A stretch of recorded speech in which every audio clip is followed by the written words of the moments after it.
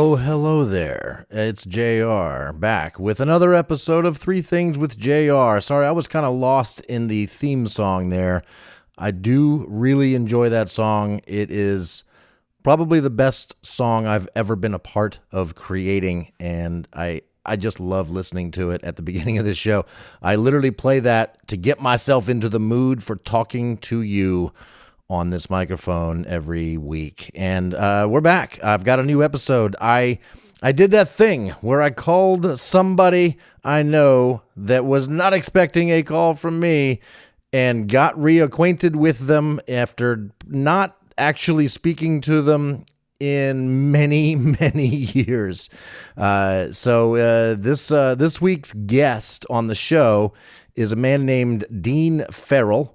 Him and his wife, Blanca, Dean and Blanca, they used to be in my life on a regular basis many moons ago when I was married and going to church. They helped run the church that we used to go to. It was a Seventh-day Adventist church, and Dean was the pastor of the church. Technically, I met him in St. Louis when I went on a mission trip, I guess you could say, with my church. By the way, if you want to hear more about my spiritual journey and how I got from being a kid to being a 46, almost 47-year-old atheist, feel free to go back and listen to it. It's a bonus episode of the show. It was put out back in March.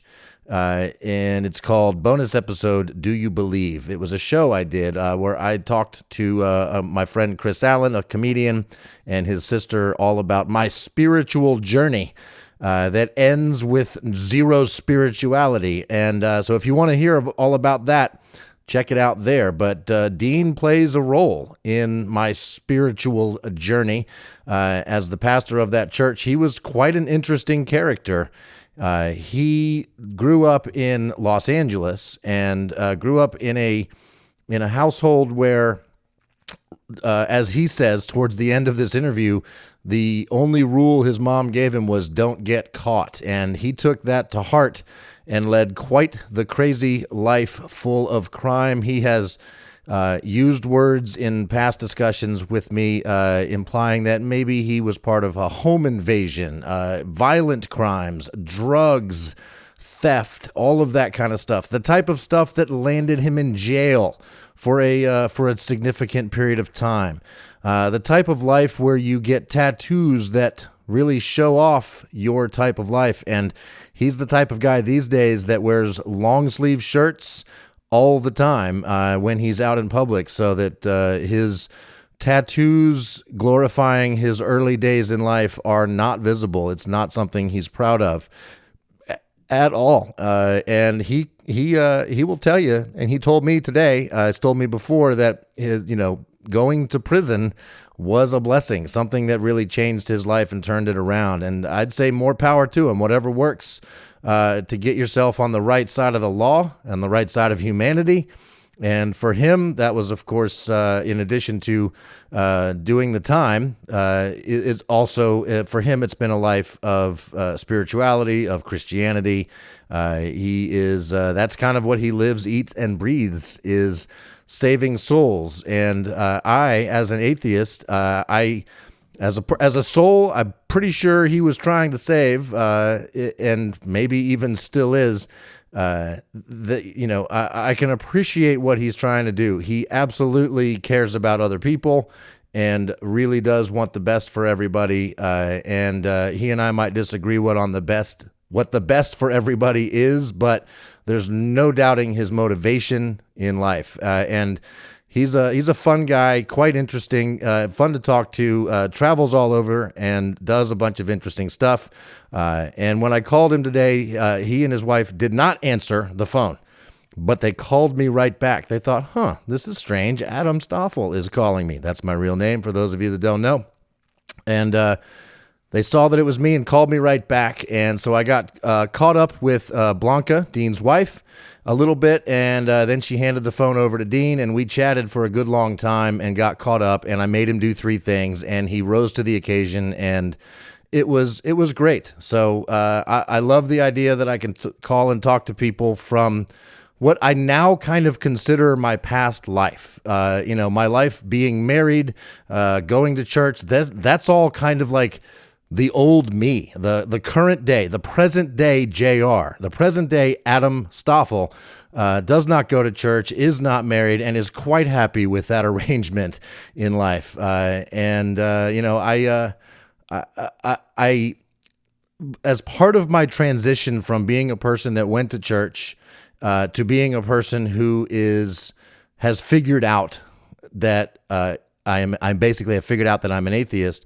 I went through a transition where I was very anti-theism, which is not the same as atheism. I am without theism. I don't have it in me to have a belief in God. I don't have faith, that kind of stuff. It's just not who I am, and I'm totally cool with that. But for a while there, I was really sort of, a little snarky, a little punchy on the internet, especially on Facebook, and arguing about stuff. But I would much rather not do that these days. I would much rather connect with people and be less judgy. That was part of what I didn't like about most religions anyway, is how judgy they are. And I seek to not be so judgy. In fact, I'd rather not be judgy at all. It's kind of hard to completely be unjudgmental of others, but I find very little reason to argue with people anymore, and I don't know, I'm a lot happier because of it. Dean and I have a very pleasant conversation, just getting caught up, hearing what he's doing now, where he's living over in Washington State, out in the middle of nowhere with no internet, and barely gets radio stations, and he's just a good guy. I liked talking to him. I think you'll find him quite interesting. So that's what's coming up here in a few minutes. I want to give a big shout out to people that have recently told me in person, hey, I've been listening to your podcast and it's great. This is awesome. So a shout out to Carter Fettig and Carrie Finnegan. These are two dudes that I play disc golf with on a regular basis. And they got started listening to my podcast. I don't know how. I don't know if it was me mentioning it at some disc golfing event, or if they just figured it out that I have one and started listening and telling each other and telling others about it. You guys are helping to grow the show, and that is awesome. Carter has told me he's been listening to more recent episodes. Carrie, however, is doing it in the way I would recommend, which he's gone back to the very beginning, back to April of 2020 when the pandemic started and I launched this podcast. So he is going to hear the entire evolution of what this show was and what it is, what it has become so far in 57 episodes, 57 plus a couple bonus episodes here and there. So shout out to my new listeners, shout out to my binge listeners, and I hope you enjoy the show. Tell more people about it and help this thing grow. On anchor.com or anchor.fm, the website I use to host this podcast, they keep telling me that I should start up a WordPress, a blog. It specifically says grow your audience with a podcast website. Turn your podcast into a blog to grow your audience. And then it links you over to WordPress.com. I thought this might be a free thing. It's not. There's a pay element to it, but it might be kind of nice if I did have a 3thingswithjr.com sort of a website where you could find all things, three things. We could find all three things with JR, but I don't know if I need it. Will it actually help me grow my audience? If you have thoughts on that answer, I'd love to hear from you. Feel free to hit me up here on Facebook if you want, or on anchor.fm/3thingswithjr. There's a place to message me right there on the podcast website. I'd love to know your thoughts. Should I get a bloggy website thing going for 3 Things with JR? Is it worth whatever it's cost, a couple bucks a month? It's not a ton of money, but I'm not 100% sure I think it's worth it yet. Love to know your thoughts. I don't actually have three things of my own. I'm going to skip all of that and get right into this interview tonight. And because it's a good one, I think you'll find it interesting, and I don't want to get in the way of that. So we're gonna play a little bit of music, do a quick ad, and get right into my chat with Dean Ferrell with a little bit of Blanca Ferrell, just for good measure. So thanks for listening. Here's an ad. We'll be right back. Wake up, wake up, wake up. There's no time for play.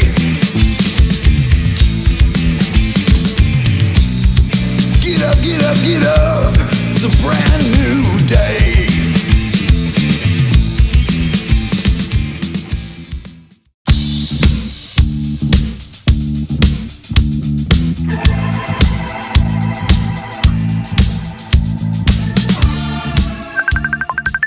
Hello? Hey, Adam. This is Blanca. Did you just try calling? I did. How are you? Yeah, pretty good. What's going on? First off, I'm trying to figure out what's going on with the video on your end. Oh, I have my, I like to I don't like to show my face. That's fine. There you are. I figured your phone was in your pocket or something. Yeah, anyhow. Yeah, you doing good? I've been doing great. I do a podcast now, and one of the things I do on my podcast is I call people that I haven't spoken to in forever. And Okay. I was scrolling through my list of friends on Facebook to see who was online, and it said Dean Ferrell, and there was a little green dot next to Dean's name. So I figured I'd ring you guys up because I haven't talked to you in forever. Oh, how sweet. Yeah, that's really nice. Let me get Dean. We're in Washington. You know what? We were in North Carolina about last week. I'm sorry, about 2 weeks ago, actually. But we drove. This issue with getting tested for COVID and all this junk. I'm over it, and we just rather drive than have to worry about, are you going to have to get tested or whatever. That makes sense. Yeah, traveling by plane and train and all of that, that's a whole different animal these days. Driving takes a lot of that out of it, huh? Yeah, and it was beautiful. It was an absolutely beautiful drive. So it was fun, really fun. All the way across the country from North Carolina to Washington State? We drove from Washington to to North Carolina. We took the northern route going to North Carolina, and then coming back, we took the southern route. Okay. So that we could go to the Grand Canyon. Oh, cool. That's awesome. How was it? Yeah. Oh, very nice. Yeah? Yep. Awe-inspiring? Really, really nice. Awe-inspiring. I took so many pictures, and they have a video that IMAX stuff that you can watch. Yeah. And anyways, we had a nice day, but the traveling takes a toll on you. Yeah, no kidding. Yeah. Driving is exhausting for sure. Yep. So you're doing a podcast, huh? Yeah, I do. I do a podcast where I talk. It's called 3 Things with JR, and I just basically talk about 3 different things that I'm thinking about that day or whatever. And recently I've started within the past couple months reaching out to people that I haven't connected with in forever, either because of the pandemic or because of just life. It's always interesting to me to see who's going to answer the phone when I just call people out of the blue. What happened was I just realized I had the phone on mute. I'm waiting for a AAA truck to show up here because I've got to get my my car in for service. I have a friend that's going to fix it for us, but I had it on mute. I don't know why. I just realized that. So yeah. But when I picked my phone up and I saw it, it said Adam Stoffel, and I thought, oh, wait a minute, what's going on here? Yeah, that's unusual. I mean, I haven't called you guys in, double-digit years, probably 10 years. Yeah. Yep. So anyways, we love it up here. It is absolutely beautiful. If you ever want to go and see mountains, you're welcome to come up here anytime. Oh, that's fantastic. Yeah, I always thought we had mountains in Virginia, and then I went to the Colorado Rockies and the Canadian Rockies, and I saw what mountains actually are. Yeah. Ooh, Canadian Rockies. Wow. Yeah. Yeah, that I haven't seen.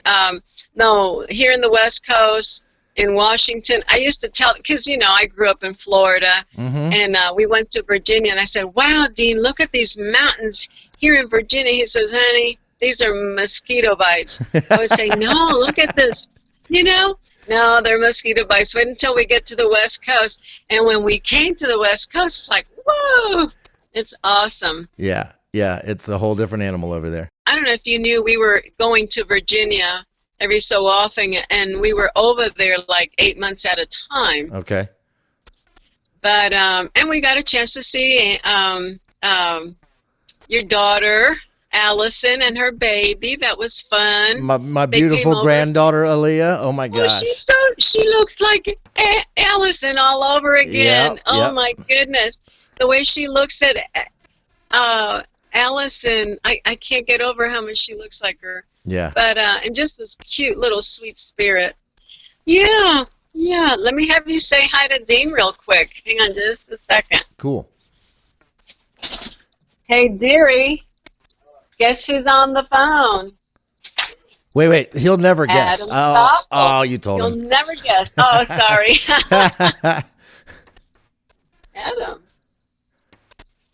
Adam Stoffel. Dean Ferrell, how the heck are you, my friend? I'm doing all right. Nice microphone you got. Oh, thank you very much. All right. It's how are you treating life? It's a podcasting microphone, and I want to tell you that I told Blanca this already, but I've been doing a podcast ever since the pandemic started, and recently one of the things I've started doing is looking through my list of friends on Facebook, seeing who's online, seeing who I haven't connected with or heard from or talked to in forever, and just calling them on Facebook Messenger out of the blue. And it's always interesting to see who answers and who says yes to the following question. I want to do two things right now. I want to talk to you because we haven't talked. I want to reconnect. And if you'll allow me to, I'm going to record it and put it out on my podcast. Okay. Oh boy, you're in charge of what you say, so don't say anything you don't want out in the public, or tell me no, and we don't have to record this. I can turn the recorder off and we can just talk. That's fine too. Okay, go ahead. You can run it. Cool. I'm not ashamed. You're not ashamed? That's awesome.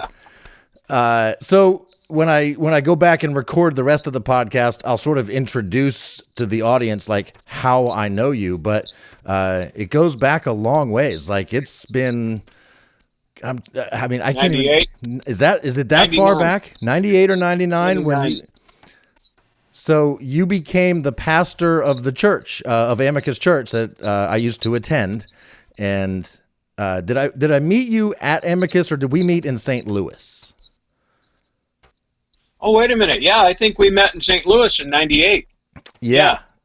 I think we did on that trip. I don't know if you rode out there with us or if we just met you there or what, but we flew out from Florida and you were already there. So, you know, since Goss was kind of spearheading that's how it all came together. Yeah. So, you guys are out in Washington State now, Blanca tells me. Yeah. And is that like a long-term home for you guys? Because I've never known you guys to live any one place for all that long. Well, we stayed in that place in Advance Mills Road for 4 or 5 years. That was a long term for me. Right. But we've been here since 08 off and on, but in the mission field in the Philippines quite a bit, and just back and forth all over the place. But we've got a house with a few acres here. Nice. So, and it's kind of out in the country, I presume? Yeah. Yeah. Did Blanca show you anything? I could see stuff in the background, but I couldn't really tell. It looked rural, not urban. So that's all I was able to surmise. Yeah, we're way out in the woods. Yeah. And are you a full-time missionary or what? What are you up to these days? Basically, I've been doing, since this situation came up, I've been doing a lot of online stuff, but we still have the mission center that we built in the Philippines, and we keep a few workers going there. And it's got like a little free clinic, or it did. I don't know. It's not running right now, but we built a mission center, a church, and a free clinic there. So I didn't realize all of that. I didn't know. Again, I mean, I don't know exactly what all you've been up to, but you still go to the Philippines on a regular basis? Well, now we can't. Right. I mean, up until the pandemic. Yeah. Tried to every year, but that didn't always work out. And then we spent a year over there in 09 to 29 to 2010. Yeah, I think I remember when you guys went over there. How did you choose the Philippines as a place to be a missionary? Ron Goss was getting sick every time he went over there. And so when we signed on to the church, he decided to send us. And we fell in love with the people.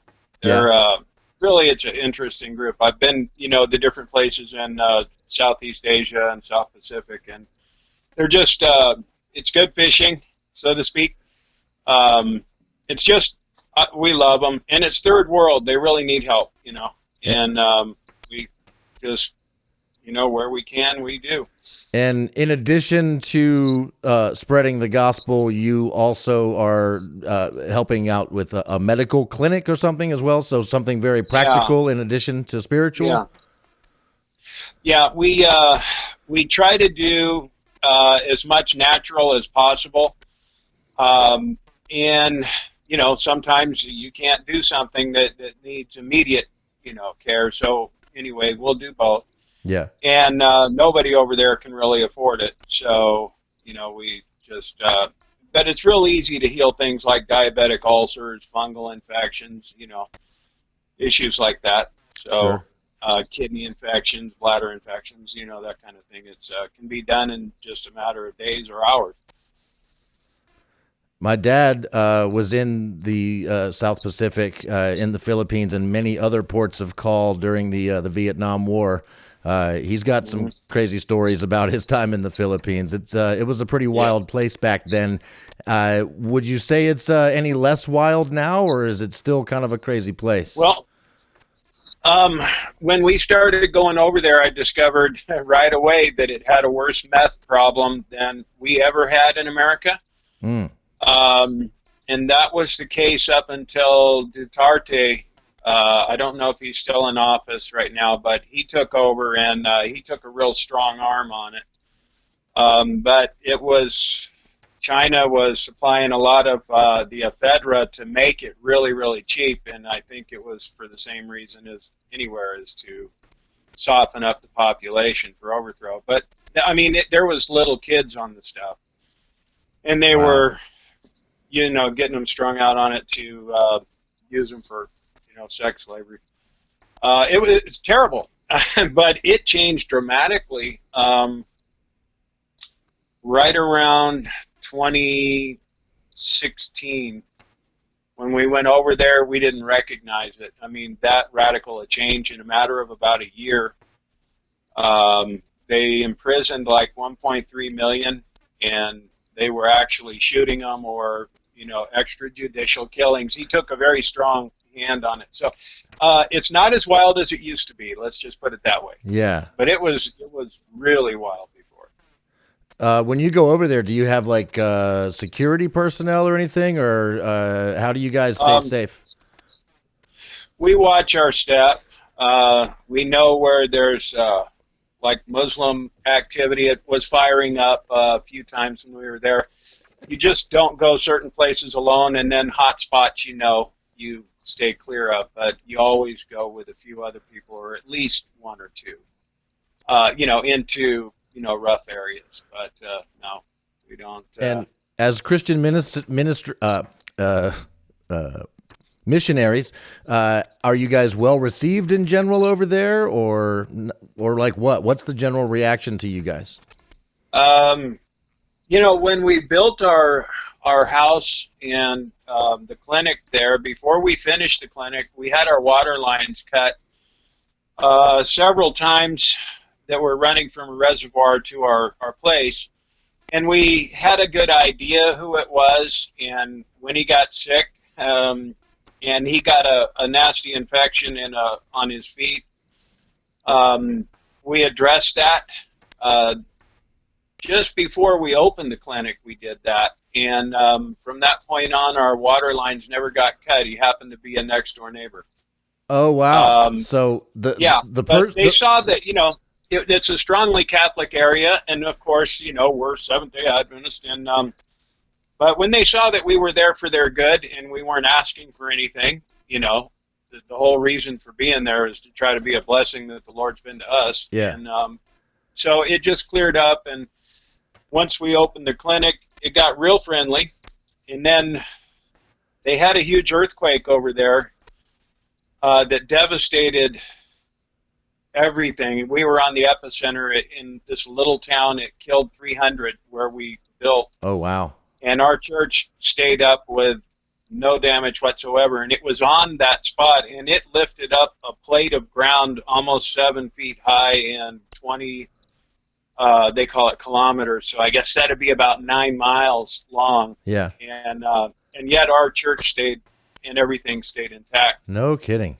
So they saw that God was watching over us, and that also made a good impression. Plus, we wanted to help out, over there with people that were suffering. So. Yeah. So what do you guys spend your time doing in Washington when you're not in the Philippines? What are you guys doing? Trying to keep up with the land. I paint a house here and there, for money on the side, but we're basically doing ministry, home church, that kind of thing.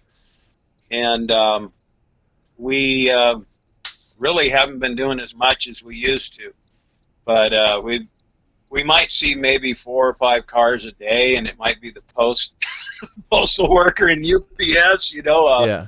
Anyway, we're out there, man. So, but it's nice. We garden. We've got a greenhouse and 2 large gardens, so we can be self-sufficient. I was gonna say, it sounds like you can pretty much live off the land out there. You can if you're careful. Yeah, some years are bad because of late frost. It'll hit your stuff, and Yeah. you'll lose out. But it's good. We feel blessed. So, besides curtailing your ability to travel the way you might be used to, how has the pandemic affected you guys? Well, financially is one way. Yeah. We're kind of independent-minded here, generally speaking, the people around here. So, as far as the mask and all that, it's probably about half the people just refuse to wear one. And we just depend on the immune system we've been given. And but again, it's closed down local churches for a while. And, my message is about as huggy and cuddly as a porcupine anyway, so I haven't been speaking in a lot of the churches. But I'm a loving porcupine. Yes. The nicest porcupine you'll ever meet. Anyhow, it really has slowed things down. But, it's just, for me, travel means everything because, and churches being open, if I'm going to speak in those, or even home churches, it slowed down. Yeah. So, but it's starting to pick back up, and we just went to North Carolina for 3 weeks and did a week-long camp meeting out there, and that's when the gas stuff started happening the day we left. And the Colonial Pipeline? Right. Yeah, I feel sorry for the folks out there, man. I mean, that really messed things up. People went insane out here as far as trying to hoard gas. There was jokes and memes about it on Facebook, but it's for real. People were filling up plastic trash bags and laundry buckets with gas and putting them in their car and driving home and smoking cigarettes at the same time. It was just ridiculous. The lines at the gas pumps were just insane. And if you didn't get gas then, if you didn't know how quickly it was all going to come back. So I lucked out. I got to a gas station where I didn't really have to wait in line very long, filled up, and that's it. I mean, I've been able to get gas since, and it's all been fine. But it was mayhem here for several days. Yeah. As bad as it hit us, it was just like it went up 60, sometimes 70 cents a gallon on the way back across the country. Yeah. But somebody sent me a picture of a Tesla with one of those luggage rack things that fits on the back, into the trailer hitch. Yeah. Full of cans of gas. So,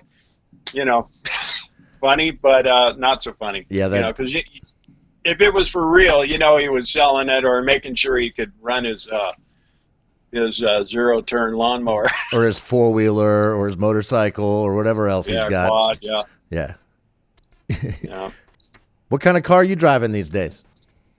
Oh, got an old F-250 four-wheeler that you need out here. Honda. Everything's got to have four-wheel because we get a lot of snow, a lot of ice. Sure. So, got a Honda and an old Saturn. Nothing new.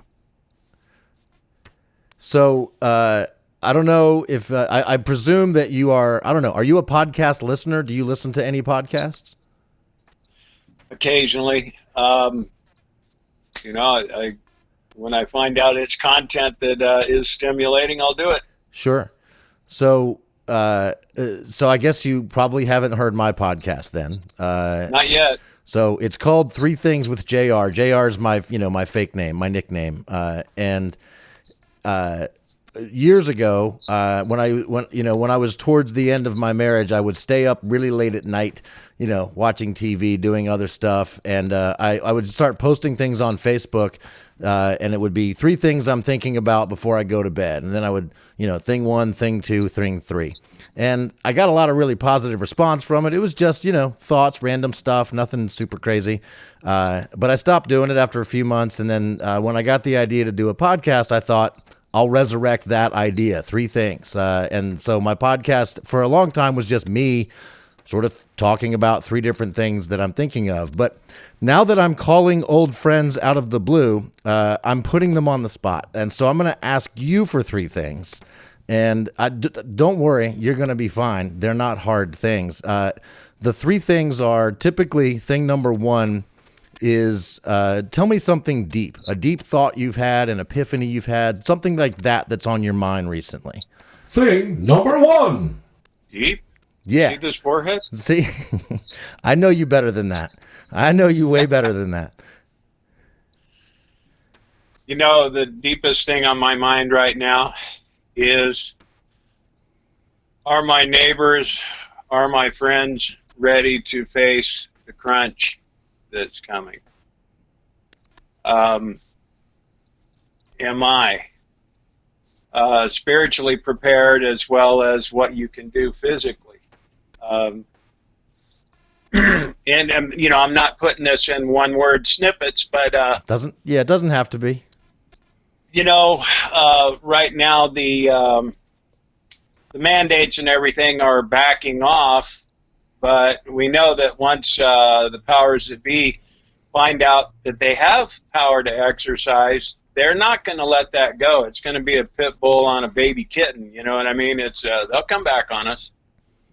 I hate to be so negative, but on the positive sense, whatever comes to us, if we're dialed into God, He's got an answer for us. That doesn't mean it's going to be easy, but it does mean that we can get through, and hopefully, I just want to be useful to Him to help others get through too. So that's like the key thing on my mind right now. And second thing is how it's affecting my friends overseas. And if they don't work that day, most of the people, they don't eat that day. Yeah. And the supply chain and different things that have been cut off and them not being able to, it weighs on me. We've got people over there that are dependent on us too. So, or that, they don't work if we can't help them. And there isn't that much work for them to do otherwise. So Sure. That may be number 2 on my mind. As a non-believer, I can't help but think of all of the times I heard you and Ron Goss and many others talk about all of the, for lack of better terms, crazy stuff that's going to be happening in all sorts of ways, I fairly well understand what you guys think is going on, right? That these are end times, these are signs of Jesus's imminent return, and that things are just going to continue to be more crazy, unpredictable. Who knows? Before all of that, that thought crosses my mind. I hope so, brother. It does, without being pushy. No, it's fine. I called you knowing that you might feel that way, and I think in the end, I fall down onto a different place as far as what I think is actually going on. But I can't. I got to tell you, it definitely crosses my mind on a fairly regular basis that just when you think things are getting back to normal, something even crazier happens every single day. Yeah. It's just crazy. There's tons and tons of problems out there, but it's crazy. So. Well, you know what I've noticed though the most right now, there's some inspired, or I believe inspired thoughts. It said the final movements will be rapid. And when we look at the acceleration of the craziness that we can both agree on over the last year, it's exponential. And people are losing their humanity for any other sense. And I think, the mask over your face all the time, it kind of dehumanizes us. And then we go, oh no, you got to be 6 feet apart, and all this stuff. We just don't look at each other like we used to. Yeah. And it's just really putting a distance in society that's antisocial. And so that's a big thing on my mind too, is we don't value each other like we used to. I've had a lot of people tell me that now that just within the past few days that we can start not wearing masks in certain circumstances, they still feel a little odd. They feel strange, going out into places where they've been wearing a mask for the last year and a half and now they're not. I have had zero problem whatsoever adapting to not wearing my mask anymore. Yeah, brother. I've been wearing it very, very consistently everywhere you need to wear it, and I still will when I go into a place that requires it. But if it's not required, I'm fully vaccinated and I have the card to prove it. So I have zero problem not wearing the mask. Yeah. It doesn't make me feel weird or self-conscious because I don't know about you, but I spent the majority of my life not wearing a mask. And so this is very natural to me.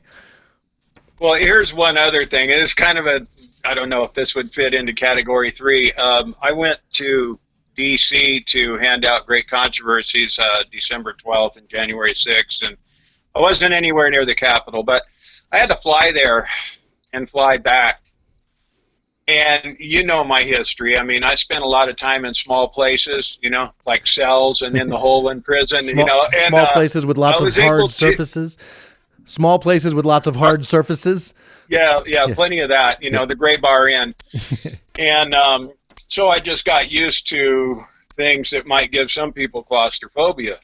But that mask is like, it's a twisted, oppressive feeling to me to wear that thing.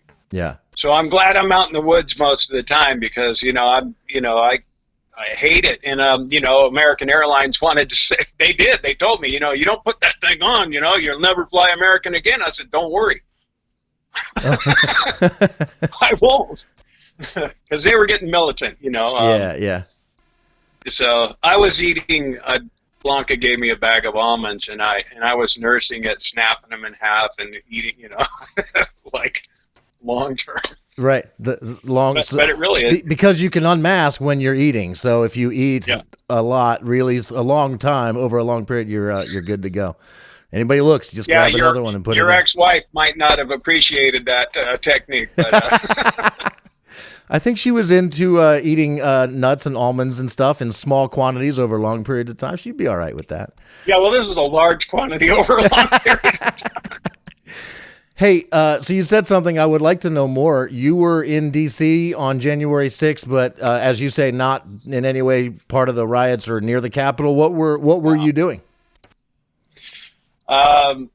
over the course of those two events, we were there to hand out the Great Controversy, and there were several teams, and between December 12th and January 5th and 6th, we got out 50,000. But, you know, we knew people were there that were upset, but I did find the antithetical crowd is pretty near 1 million if I've ever seen 1 million, and I saw 1 million at the S festivals, you know, the rock concerts that were pretty big out in California, so there was 1 million there, I'm sure of it. Yeah. But I was over by the Ellipse, and although they were there for an upsetting reason, it was the most courteous crowd of the widest mix of people I've ever encountered. So it just didn't make sense. And now with all the video that I've seen of what really did happen inside the Capitol, you know, now it makes perfect sense to me.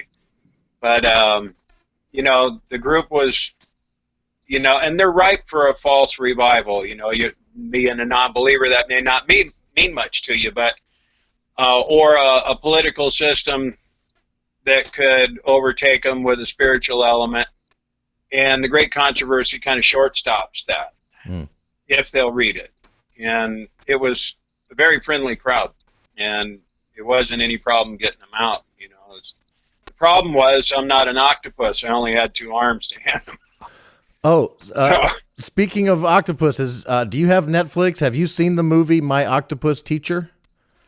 Is this a thing? Is this a thing you've even heard of? Do you know what I'm talking about?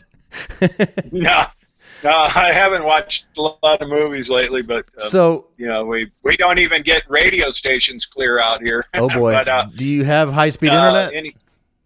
Do you have high-speed internet? No, my internet's in my hand right now. This phone is about as fast as it gets. Well, if somehow you find yourself in a place with some Netflix, there's a wonderful, wonderful documentary made by a marine biologist and documentary filmmaker in South Africa.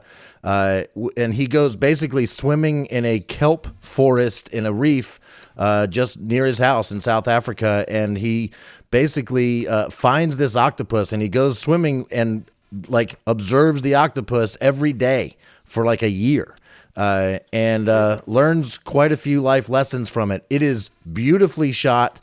It's it's gorgeous. It's just amazing, the footage that he has and the things that he learns and the things that he sees. So if you have a chance, I would recommend My Octopus Teacher. It's great. Okay. I won't forget that name. It's hard to forget it. So technically, thing number 2 and thing number 3, we haven't done them yet. Thing number 2 is I want to know about something that's inspiring you. And normally when I do it, I would talk about a song or a band or a movie or a book or something like that that is giving me inspiration, that is entertaining me, that is making me happy right now. So tell me about something that's inspiring you. Thing number 2. Well, this last feast I went to, I keep the Hebrew holy days now as well as the Sabbath. I saw just kind of a change in people that, you know, the people that we met, because I haven't been able to do it in a long time. In the midst of real trying circumstances, being able to kind of rise above it, and it's contagious. And as far as inspiring, that to me is it, that, you know, in the face of it, you know, being believers, seeing all this, that, you know, staying connected with, you know, what is it? The main purpose, just keeps people stable, and to, you know, keep a smile on your face and all too, you know, to have some joy through it all.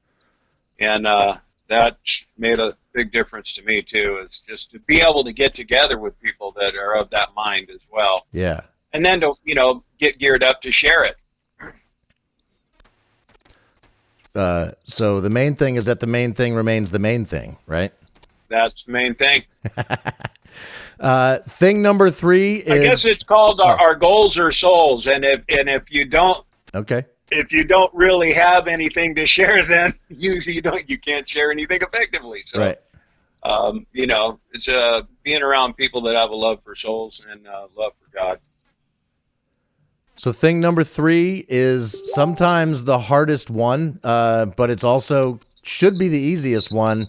So all thing number 3 is just tell me something stupid. I mean, just something, a dumb thought, a funny joke, a quip, a line, anything like that. Tell me something stupid. Thing number 3. Something stupid? Uh-huh.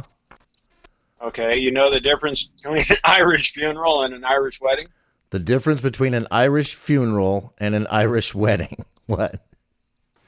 One less drunk. I get that. As a person with the middle name O'Connor, I'm with you on that. You're a person with a last name Ferrell. I was going to say, used to be O'Ferrell. Yeah, you know a little bit about. That's about as stupid as I could get. That works. I love a good joke. That's perfect. Man, this has been wonderful. I'm excited to be able to put this out as a podcast. I'm going to spend a few minutes when we hang up here, recording an introduction. I'll basically tell people who you are, how I know you. I know better than to ask you to talk about all of the things in your former life and how you got to where you are now, because you'd much rather be in the now, I think. Well, I do. I will say this. I lived a lawless life. I mean, the only rules my mom gave me was don't get caught. When I brought home one time a box full of guns, some booze, jewelry, a bunch of things that I stole. And I was like 12. And I was already taking pills and stuff. So anyway, it just got worse from there. But I'll just say this, that going to prison was a blessing, not a curse. Yeah. Because it gave me time to evaluate what I was doing and thinking about not just I'm so sorry I'm in this miserable place, but I'm sorry for what I did to people to get there. And there's stuff that I can't undo, you know.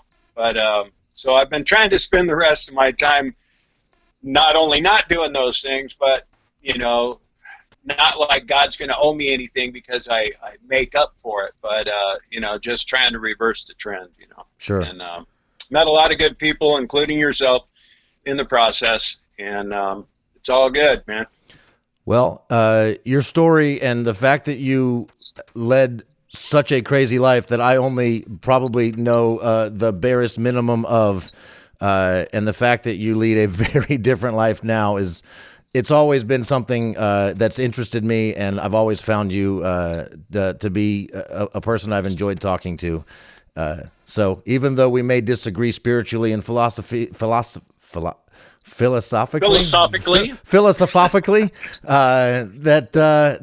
is not in any way, shape, or form anything that comes between us, as far as I'm concerned. Because you're just a neat guy, and so I am so happy that you guys. Technically, Blanca didn't answer when I called, but she did call me right back, and I was able to record this. So as long as you are now still okay with it, I would like to put this out as a podcast. I don't think you said anything that you need to not that you need to worry about, but you can tell me if there's anything that you don't like. No, not a problem. Anything you want to put on, go ahead, brother. And just greetings to your people, and hope things are going well with them and they're hanging in. Right on, Dean. It was a pleasure talking to you, my friend. Enjoy the rest of your day. Good to see you. You too, man. Have a good one. Take care, brother.